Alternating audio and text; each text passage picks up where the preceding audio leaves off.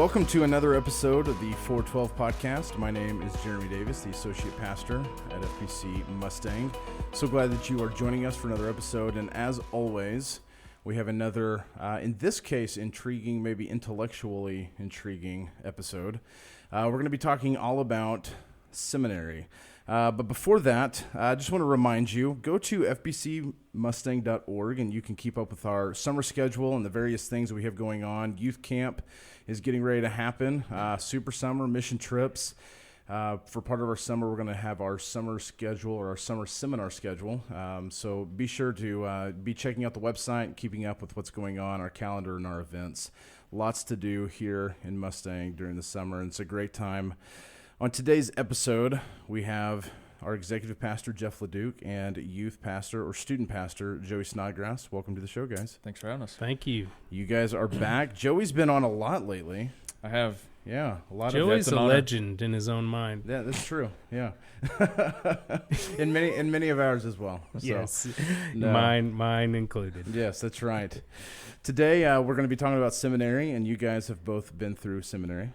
Mm-hmm. Okay, so yes. Jeff, what seminary did you go to when did you graduate? I went to Southwestern. I actually started at Midwestern. Okay. So, little known fact, I started at Midwestern in 2004 and then moved over to Southwestern, and that's where I did my MDiv, or Master of Divinity, there at Southwestern Baptist Theological Seminary in Fort Worth, Texas, and graduated in 2017. Mm-hmm. So I took the long route, obviously took some time off just throughout for various reasons, whether it be ministry related or kids related. Went ahead and took some breaks here and there. The biggest one was our surprise baby, Kinley, and so took some time off when she was born as we adjusted to being parents of a newborn again at an older age. Yeah, okay. Joey? I graduated with my Master of Divinity from Southern Baptist Theological Seminary in Louisville, Kentucky. And I started that in January of 2018 and finished at the end of 2021. Okay, very good. And so a little bit quicker. You got 3 years a lot faster. Yeah. And I just finished at Midwestern with a Master's of Theological Studies. And I literally just like a few weeks ago, just finished that. So congratulations once again. Thank you. It's good to be done. A little bit different degree than you guys, and there's a lot of reasons that go behind that. But that's what good seminaries do, is they offer a lot of different degree programs and different tracks. So you guys, you went to seminary, obviously in different times, but a little bit different ways. Joey, you were online, correct? Yes. Okay, and Jeff, you were in classroom primarily.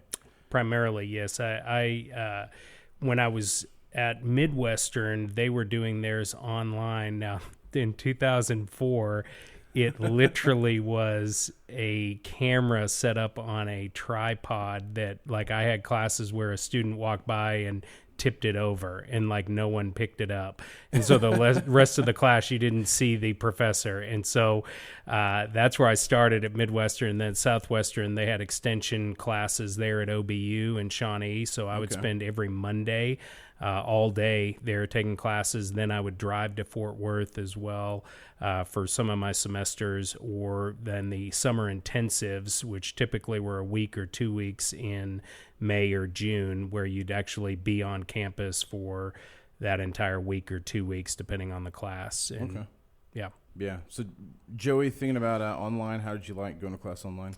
I loved it. So Southern has tried to make their online seminary education almost identical as it can be, at least, to being in person. And so they'll record in-class lectures. They would set up some Zoom calls with professors throughout the semester that you could interact with them, kind of in person or live at least. And then we just had, the regular slew of assignments of reading and writing, things like that. Yeah, and that's one thing, since graduating, I've realized is very different between your online experience and mine.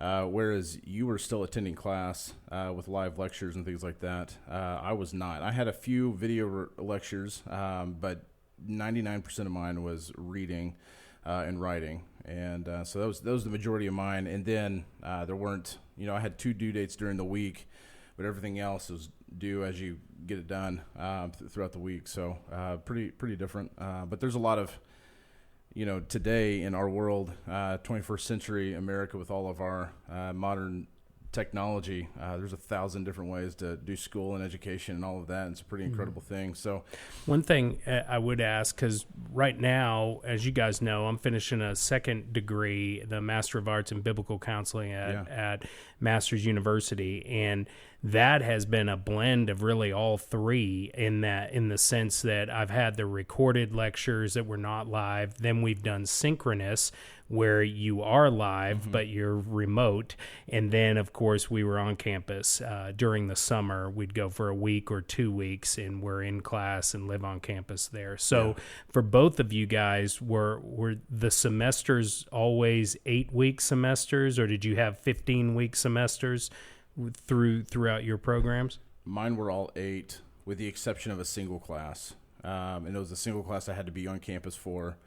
Now, you could have opted to not go to campus, could have done it a different way. However, I wanted to go to campus, wanted to spend some time in a classroom. So I had one class I got to go. I spent like 4 days in Kansas City, something like that. And we did, I think it was that long. Anyway,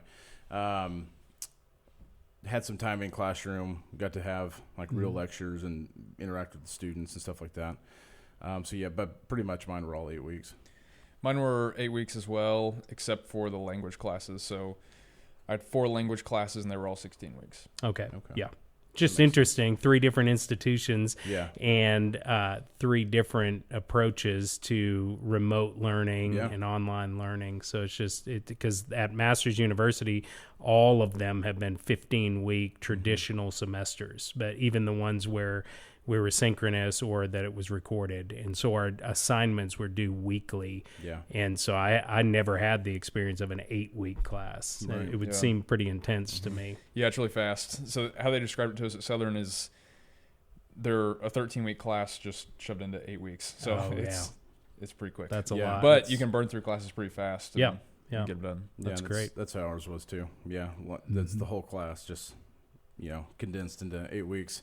One thing that's fascinating to me is just the change in seminary over the years. So I was talking to my wife's grandfather once, who he actually went to Southwestern, and he graduated with a bachelor's of divinity back before they were actually master's degrees. Although, by and large, my understanding is pretty much the same thing, same coursework. And seminary at one time was designed for people that were not vocationally in ministry, had other training, other things they had done, and then they were stopping what they were doing, going to get ministry training, and then going to go out into missions or ministry or something full time, which is quite different from today. I know I can think of 2 of our church members right now that are seminary students going to school that are not vocationally in ministry, certainly aren't full time. Although they're very involved in the church and do things. Why do you think a person wants to go to seminary? What is the benefit of going to seminary? I think the benefits are manifold, especially for pastors.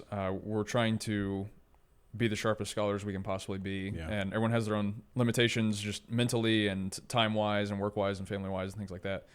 But we want to be the best we can be, and so seminary helps us get there. Calvin had something of a seminary in Geneva, and he would write to these churches from around the other countries surrounding Switzerland, and he would say, "Send us your wood, and we'll send you back arrows." And so it's a refining process that refines your own thinking, your own character, your own heart, and helps you be a better servant of the church. Yeah, that's good. Jeff? That's really good, and I think even thinking about my personal experience, like one of the benefits of taking the long route in pursuing a degree is that you understand I'm doing this in order to be the sharpest tool in the toolbox. So just kind of along the lines of what Calvin would say, but just with my own twist there to it. And you have an understanding of it's not just about the paper, that you hang the degree on your wall. And I heard someone say that years ago, that when we look at that, we will remember the blood, sweat, and tears and the sacrifice that we gave to study, to prayer, to challenging ourselves with concepts or other exposure to things we'd never thought of before. Right. And then a mark of maturity, the more education you get, is you recognize how little you know. Yeah. Like when I started seminary, I remember my goal was I want to have a doctorate by the time I'm 40. And so that was what was driving me. And then very quickly I realized, wow, I mean, what that's for me. Yeah. You know, that's just for the pat on the back for me. Yes, I'll get sharper along the way. But as I was in the MDiv program, I ended up taking nearly 120 hours because I took so many education classes and admin classes, because that's what my role was in at Southern Hills, and I wanted to learn more. And so I think the benefit is that you're exposing yourself to accountability, but also to a cohort of classmates who have the same desire to learn and grow, so they're holding you accountable. And then you have a professor that hopefully knows his stuff and is going to be a mentor to us and push and challenge us as well. So I really do, even with the gentlemen that we have in our church that are currently pursuing theological education, the desire for them, what I've heard from them, is they just want to grow. They want to be challenged even more beyond the institute. You know, like they wanted to continue that whole process. And so I think it calls us back to, we need to be lifelong learners. Even if you finish a degree, doesn't mean you're done learning. Like you're learning until he calls you home or returns. Yeah, absolutely. I can remember when I started my bachelor's degree, which was at Mid-America Christian here in Oklahoma City. My undergrad's also in Christian ministries. So I felt like I kind of started all of that in my bachelor's and then continued into a master's, obviously. But yeah, that's something that I think once we kind of start, getting our teeth on some education, and we get a taste for it, we really want to continue to learn, at least when our heart's in the right place about it anyway. Michael Staten, our senior pastor, he told me as I was starting, and I was getting a bunch of advice from him about seminaries and what I should look at and consider and all of that. He said seminary is where you're going to be introduced to a whole bunch of things that you want to study further. And he always said that those years following seminaries when he actually grew the most. And I'm already beginning to see that just in the couple weeks since I graduated. There are a lot of things that I want to dive really deep into, and I don't have the bandwidth or the hours to do all of that, but little by little, we get to do that. And we're a church that believes in theological training, and obviously Bible education and training. We have our Men's Institute, and one question I get asked all the time is, so do all of our pastors have to go through the Men's Institute? And my response usually is, no, we all have seminary educations. Now all of us do. What is different between our Men's Institute and a seminary education? So the main difference would be, one of the main differences would be the institute's not an accredited degree program. Sure. So it's not gonna show up as like a master's degree or anything like that on your resume. Another difference is this isn't necessarily targeted towards ministry as we think of it, vocational ministry. It's targeted towards men who are currently in their local church and wanting to know the Bible better, be better servants at home and in their church. And so the goals aren't vastly different.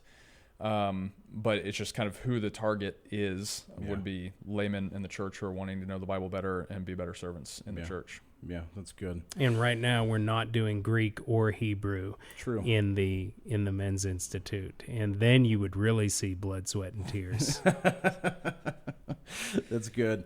So tell me a little bit about your experiences. What's a class that made a huge impact on you? Maybe one that you didn't expect to make a big impact on you. For instance, for me, it sounds crazy, but a church administration class, I was told is an easier class, a lighter class. You can couple it with another one. You can usually get through it pretty quickly. Not a lot of reading, things like that. But it was so practical and things that as pastors we run into every day. And one of the lame jokes I like to make when we're in the office, for example, Michael and Joey were walking through thinking about some construction that needs to be done and moving some different stuff. And I made the comment, Architecture 101 should be a seminary course, because that's something you run into all the time as a pastor. There's a lot of stuff, electrical work. That's something we run into all the time as pastors, needing those things to be done, that kind of stuff. And so our church admin class was very practical because it dealt with a lot of things you don't necessarily think of when you think about pastoral ministry. And so it made a huge impact on me. I really enjoyed that class. I felt like I learned a lot. What are some classes for you guys that maybe made big impacts and you learned a lot in? A couple for me. One would be Old Testament 2. And so we're looking at primarily the latter half of our Old Testament in the English Bible. And I was expecting good things. It was with Jim Hamilton, who's kind of a renowned professor at Southern and author. And it really just opened my eyes. That's kind of the most unknown part of the Bible probably for the average Christian. And so I just learned so much through taking a dive into that part of the Old Testament. And he helped me read the Bible in some profound ways, and just helped me be a better reader and student of God's Word. So I'm thankful for that. Another class, this one I was not expecting to make an impact on me. It was actually an apologetics elective that I took, and it was called History of the Bible.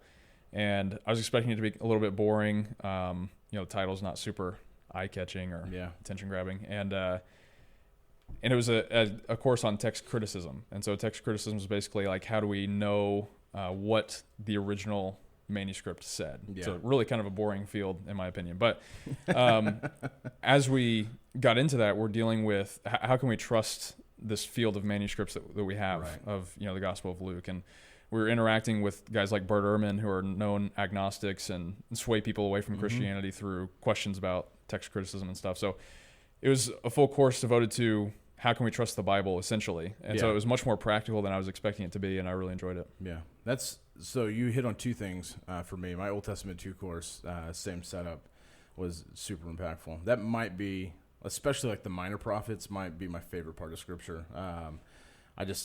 There were parts of the Bible that I had never spent a lot of time. You read through them, you do your reading plan through them, you do devotions through them here and there, hear a sermon series, but to spend time in class and have to answer critical questions about them and dive into them, dig into them, made a huge impact. I love those. And text criticism is actually what I'm reading about right now that I'm out of school. I've started reading some of Michael Kruger's stuff over at RTS, and you're right, that's fascinating. I really have enjoyed reading about that.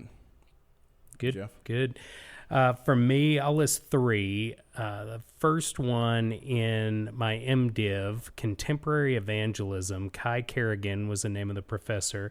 It was a summer intensive class, so I was down there on campus for a week, and so we would be in class all day, take a break for lunch, and I was struck by his passion for sharing the gospel with others. And as I sat there was such conviction over this professor who made it a point to literally put in his pocket every morning. He would put gospel tracts in his pocket with an expectation that he was going to be able to share the gospel that day. He said, just like I put a wallet in my pocket and I'm prepared to pay for lunch or gas or whatever I need to, and then my car keys, I needed to start the car up and to drive on down the road. He said, so I need to be prepared for the people God sends my way. And I remember I literally remember where I was sitting in class and tears were filling my eyes, because he went on to say, some of you are sitting here and you become critics of gospel tracts. And he said, is there a perfect gospel tract? He said, no, there's not a perfect gospel tract. He said, but some of you are content with being critics of the gospel tracts, and yet you never share the gospel with others. And that hit me like a locomotive. And so the Lord used that entire week in a powerful way for evangelism and preparation for that. My other class was called Crisis Counseling, and this was in my MDiv as well. Dr. John Babler, who just left Southwestern not long ago and is up at Mid-America Theological Seminary now, heading up their biblical counseling program. And the class itself was phenomenal, and I did not know at the time what he was exposing me to was the sufficiency of Scripture. Like I hadn't ever thought about it that way, as directly relates to crisis counseling. So Dr. Babler had been used of the Lord in many crises in Texas, church shootings, fires. He was a chaplain for the fire department, chaplain for the police department. He shared a lot of personal stories, and what was driven, the undercurrent through all of his personal stories, was the sufficiency of Scripture and pointing people back to the Word. And so little did I know that was a taste I was getting for biblical counseling. And that leads me to the third, and that's in this current degree program I'm in, Intro to Biblical Counseling with Dr. Stuart Scott, who just left Masters University and is now at Bob Jones University. He exposed me to biblical counseling unlike I'd ever been exposed to it before. I'd heard of it, I was familiar with it, but when he shared his testimony about what he was taught in seminary, and that is this, that you counsel people maybe once, twice, maybe 4 times, and then you refer. And he said, why are we referring them to the world? Why are we referring people with soul matters to the secular counselors when we have the Word of God?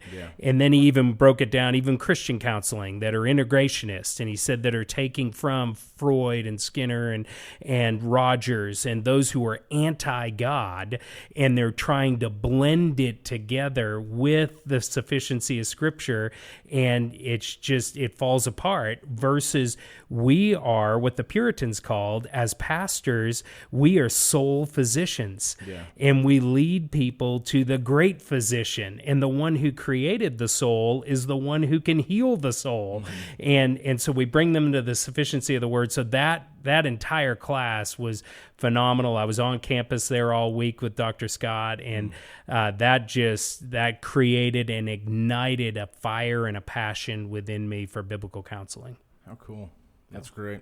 So thinking about a church member comes up to you, they're considering theological training, seminary education. Who is it that needs to go to seminary, in your opinion?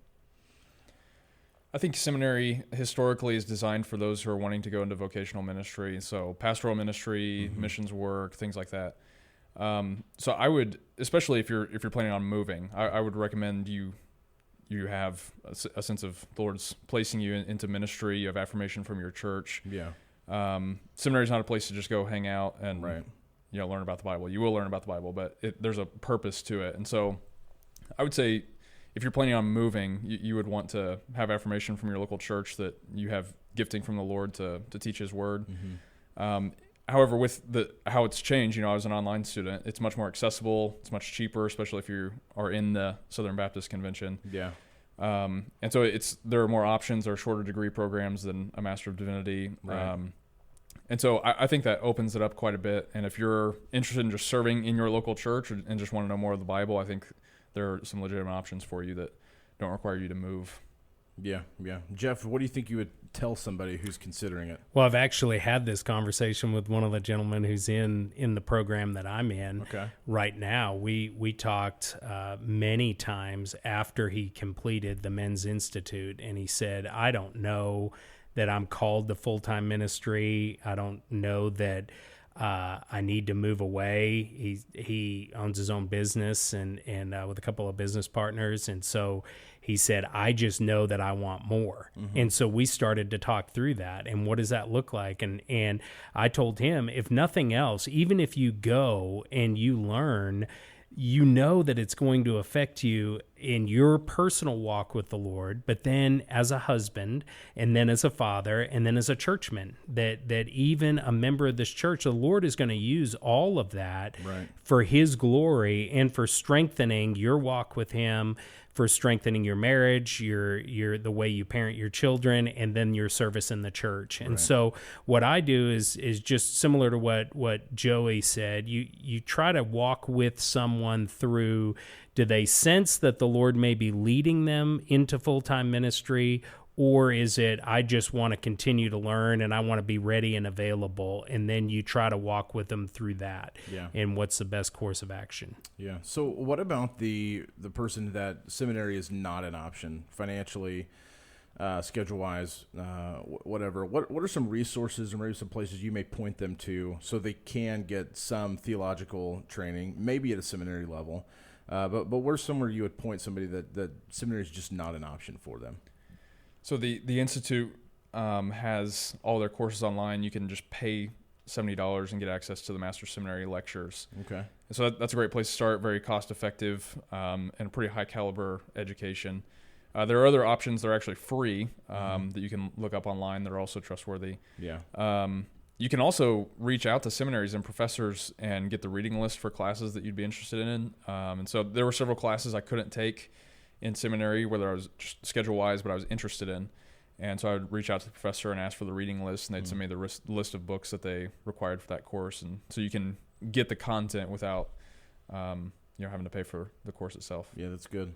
I think access now is, again, it's phenomenal that you have access to theological journals, to biblical counseling journals, to you name it, various aspects of ministry, church administration, those kind of things that we've never had access to before in it right there at our fingertips. And so I think what we do is we just try to help people, like guide the way. If they say, I don't know that I want to make this investment personally, if I have time, but I want to grow further, then okay, let us help you with some trusted resources. Right. And we have a host of them. But one thing I do want to mention, I don't know if you were going to ask this or not, but my personal testimony, I've heard from many others of how the Lord has used people in the church to invest in others in their schooling. Yeah. So I had a gentleman in 2004 when I first went on staff at Southern Hills.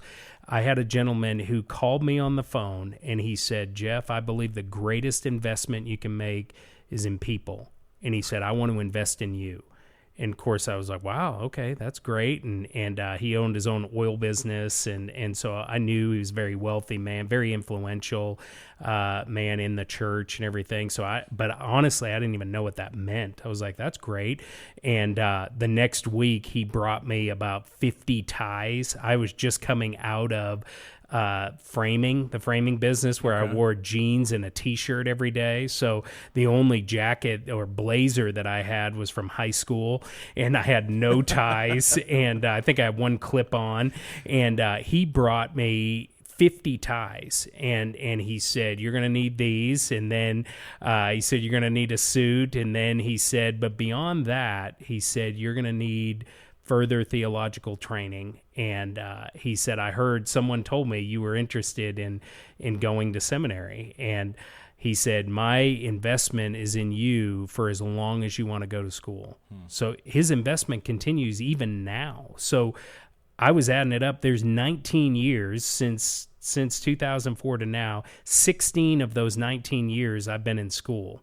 And 16 of those years, he's been investing in me. And so God uses that. It's just like when we talk about missions, that even if you're not the one to go, you can be investing in giving so others can go. You can sponsor someone. You can give to the church and say, I want to make sure that someone who's never been on a mission trip before can go. And you can be a part of that work by being a giver. Yeah. And the same thing with theological education. There may be somebody listening to this podcast who says, you know what, I'm not going to go do it, but if there's a young guy in the church or a young lady in the church that wants to get further education, I'm willing to say, I'll invest in you. Yeah, absolutely. And God uses that in powerful ways. So I wanted to make sure when you mentioned we were going to be talking about this, I didn't want to forget that. Yeah, so, of course. Okay, so what are your future plans for schooling? For me personally, I've just finished up a degree. I've promised my wife I would not go back to school until our youngest is in kindergarten at least. Because she's really one that bears the load of school, it feels like, making sure I have time to do homework on nights and weekends. But for you guys, what are your future plans for school? Do you plan to continue? I know, Jeff, you're finishing one up. You have about a year left. Mm-hmm. But what are you guys planning on doing? So at some point for me, I'd like to pursue a doctorate. I don't know what in. I need some time to clarify that. I like the program that Michael did, Doctor of Ministry and Expository Preaching at Master's Seminary. There are some other options I'm considering as well, but I need some time to provide clarity. Sure. My family, they joke with me and say I'm addicted to school, and so they know I can't stay out very long. So the last hiatus I had was 2 years before starting this degree in biblical counseling. So I just have the thesis outline left to do, so that'll be done this fall. And then I'll walk the next May, so a year from now, I'll walk from that program. And probably what I'll do is look at a D-Min in biblical counseling. I've already talked to Dr. Babler at Mid-America, and he's trying to talk me into the PhD, and I'm like, yeah, I don't know. and so the D-Min is designed more for ministry work in the church. The PhD is designed more for, I'm going to be an adjunct professor, or I just really want to learn foreign languages and I want to write. And versus the very practical aspect related to a D-Min. And so for me, I think a D-Min and the work in the church is important. So I know that I plan on taking some time off where I'm not thinking about it. We'll have a new grandbaby, our first grandson, and so it'd be nice to enjoy him without the weight of school. Yeah. And so I don't know if the opportunity presents itself to go further with a D-Min, and that's probably where I'd pursue it, is in biblical counseling. Okay. Last question for you guys. So you've both mentioned some different schools. Give us maybe 2 or 3 schools you would consider. I know we've had these conversations just in the office before. So like for me, I came down to Midwestern when I was looking at this degree. I was also considering Master's Seminary at the time and trying to go out there. It just wasn't doable for me at the time. Another school that I love, and speaking of free online stuff, they have a ton of their coursework online, is Reformed Theological Seminary. They're multi-campus, and they're primarily out of Jackson, Mississippi, where Dr. Duncan, their chancellor, offices and teaches from. But they have a ton of resources online, and those are classes and things that I'm regularly engaging in. So I've actually benefited a lot from that institution already. So that's a school that I really enjoy and would love to attend officially at some point. But for you guys, what are some schools that you would consider, maybe recommend to people? What are your thoughts?